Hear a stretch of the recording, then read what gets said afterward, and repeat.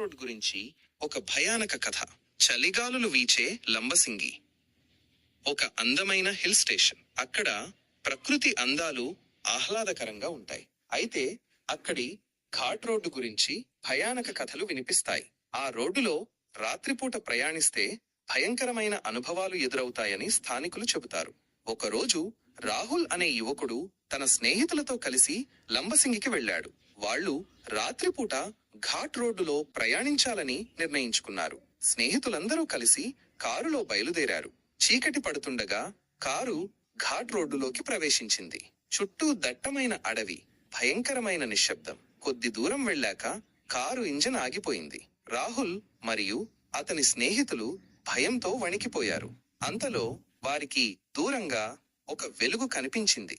వాళ్ళు ఆ వెలుగు వైపు నడుచుకుంటూ వెళ్లారు. అక్కడ వారికి ఒక పాడుబడిన బంగ్లా కనిపించింది. ఆ బంగ్లాలో నుంచి వింత శబ్దాలు వినిపిస్తున్నాయి. రాహుల్ మరియు అతని స్నేహితులు భయంతో వణికిపోయారు. అంతలో బంగ్లా తలుపులు తెరుచుకున్నాయి. లోపలి నుండి ఒక తెల్లని నీడ బయటకు వచ్చింది. అది ఒక మహిళ ఆత్మ అని వాళ్ళు గ్రహించారు. ఆ ఆత్మ వారి వైపు వస్తూ భయంకరమైన అరుపులు వేసింది. రాహుల్ మరియు అతని స్నేహితులు భయంతో పరుగు తీశారు.